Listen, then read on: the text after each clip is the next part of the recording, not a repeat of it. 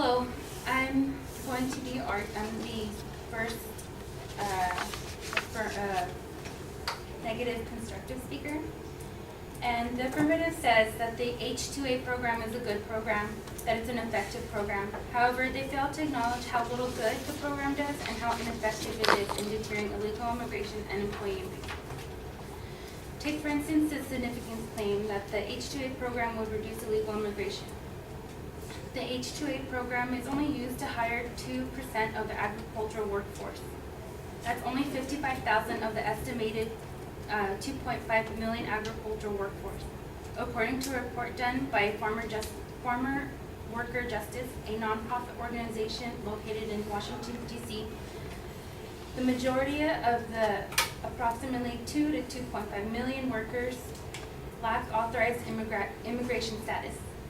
That's approximately 50 to 70%. The remaining are U.S. citizens or lawful permanent residents. The statistics suggest that the H-2A program is not effective in deterring illegal immigration.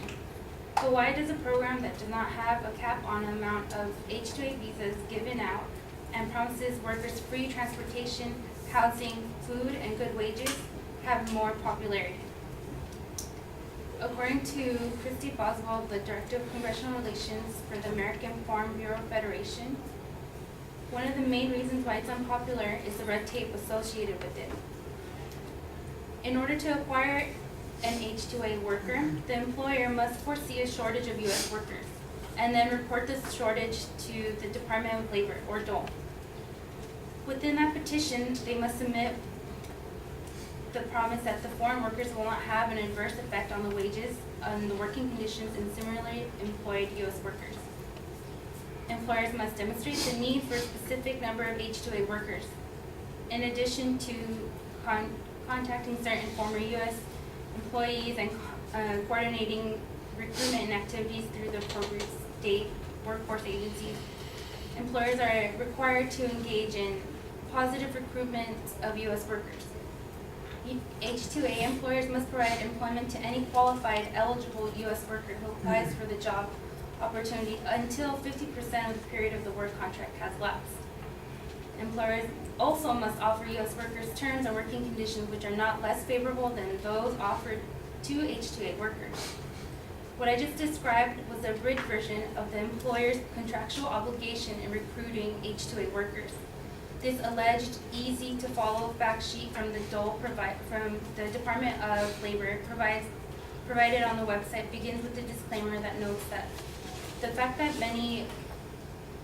that those who applied on or after March 15th of 2010, or those who submitted applications from January 17th, 2009, or those who applied prior to January 17th, 2009, all have alternative supposed quick fact sheets. It is no wonder that many farmers and employees resort to recruiting agencies to ease the process, but at what cost?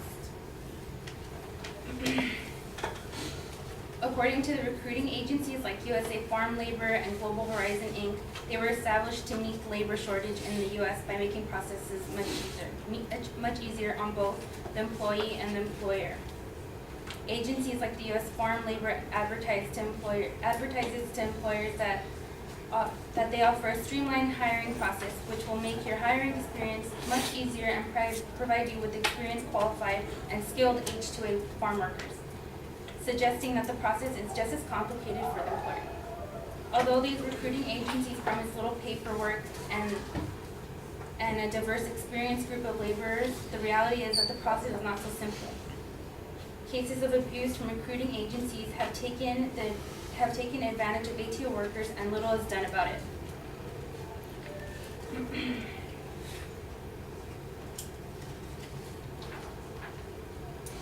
The affirmative argues that the H-2A program should be adopted, should continue its practice, but the reality is that applying the great standards that they advocate, free housing, free transportation, free food, great wages in comparison to their home countries, it's very difficult in implementing implementing these rules.